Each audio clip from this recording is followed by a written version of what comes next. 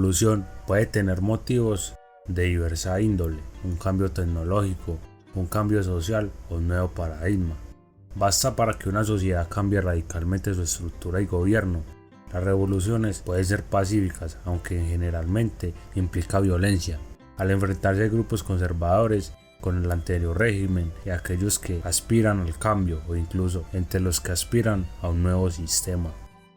A continuación, conocerás el único hombre que fue capaz de invadir los Estados Unidos.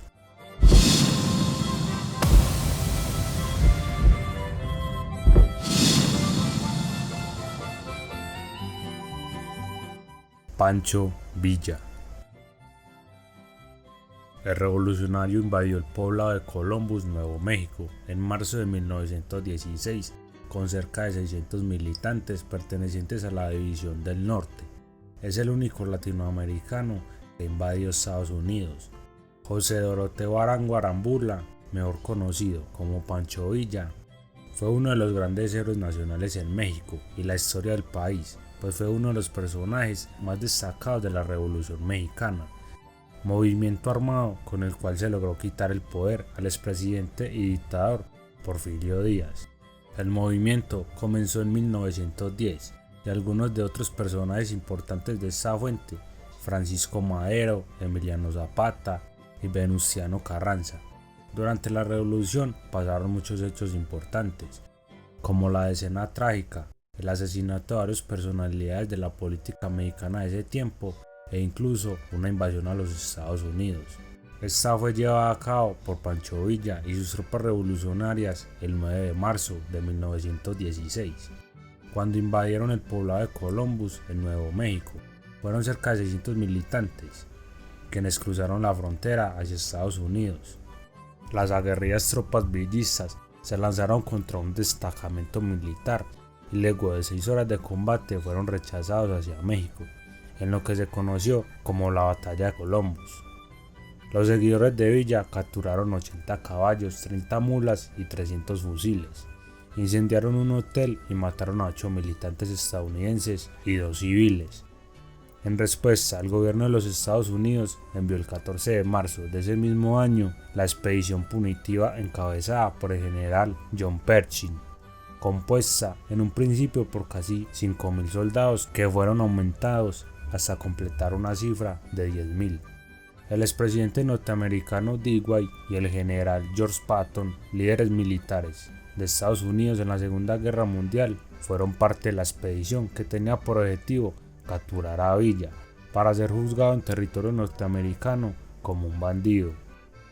La expedición culminará desastrosamente en febrero de 1917, sin haber logrado el objetivo de capturar al líder de los campesinos revolucionarios en el estado de Chihuahua, y habiendo resentido las relaciones políticas con el entonces presidente Venustiano Carranza.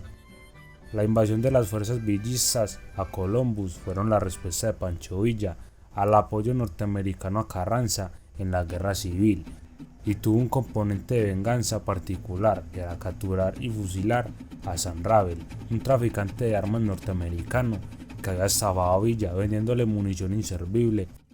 Francisco Villa y Emiliano Zapata fueron los líderes revolucionarios del campesinado mexicano, que luego de terminar con la dictadura de Porfirio Díaz se enfrentaron a Victoriano Huerta y posteriormente a Venustiano Carranza, que representaba las pretensiones de la naciente burguesía mexicana de poner fin a la revolución constitucionalista sin tocar la propiedad de la tierra a favor del campesinado. Villa en Chihuahua y Zapata en Morelos pusieron fin al latifundio y repartieron las tierras entre los campesinos. El punto más alto de la revolución campesina será el 4 de diciembre de 1914, cuando los dos líderes revolucionarios sellan su alianza con la Ciudad de México, ocupada por las fuerzas campesinas que habían derrotado a las tropas de Carranza, obligándolo a refugiarse en Veracruz. Y si en aquel encuentro Zapata y Villa sellaron la unidad de la División del Norte y las fuerzas zapatistas bajo el programa embosado en el Plan de Ayala y la Convención Constitucional Revolucionaria de Aguascalientes, también allí mostraron la importancia política de la dirección campesina al negarse a tomar el poder en sus propias manos. El Santuario del Norte, como también se le conocía a Villa, es considerado el único mexicano y latinoamericano que ha invadido a los Estados Unidos, y aunque el número de militantes se duplicó en pocos días, Villa no fue atrapado por los soldados del país vecino. Esta fue la segunda invasión en suelo estadounidense en su historia, pues la primera fue en 1814, cuando la Marina Británica desembarcó en la costa oeste del país. Dicho ataque contribuyó a crear un mito alrededor del Santuario del Norte, alentado por una conflictiva relación de México con su vecino del norte.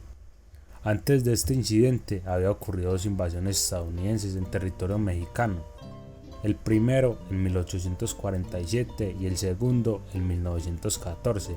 En la primera fue en la que México perdió la mitad de su territorio, con estados como Texas, Nuevo México y California. Así fue que la expedición de Villa se convirtió en un ícono, según especialistas. La decisión de atacar el pueblo estadounidense aparentemente no existió ánimo de venganza. Villa pensaba que el presidente Venustiano Carranza pretendía firmar un acuerdo de colaboración con el gobierno de los Estados Unidos, que según el revolucionario ponía en riesgo la soberanía de México, y aunque el pacto nunca existió, el Santuario del Norte estaba convencido. Esta historia de la invasión al país más poderoso del mundo es solo una de las miles que rondan alrededor del revolucionario, sobre quien se construyeron mitos y leyendas, pero que más de un siglo después es un ícono para los mexicanos y para muchas personas más.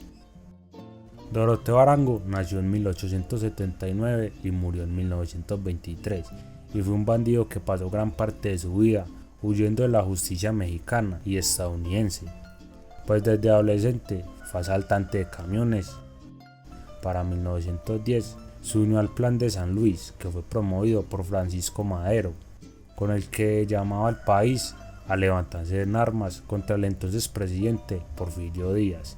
El plan fue la respuesta al fraude de las elecciones de ese año, donde Madero fue candidato. Este fue el inicio de la Revolución Mexicana. Villa era un personaje popular en el norte de México, especialmente en Chihuahua, y su decisión de unirse al movimiento armado fue apoyada rápidamente por miles de personas. Por ello, decenas de pueblos de este estado se quedaron prácticamente vacíos, pues todos los hombres y muchas mujeres se unieron a la División del Norte. El Santuario del Norte, coinciden especialistas, consultores por la BBC, era un hombre iletrado, pero también un gran estratega militar. De hecho, la División del Norte formaba más de 30.000 soldados, fue decisiva en la derrota del ejército de Díaz y su decisión de abandonar el país para siempre. Su eficacia en el combate es parte de la leyenda. Espero que les haya sido útil el video. Si eres nuevo, no olvides suscribirte. Gracias y hasta una próxima ocasión.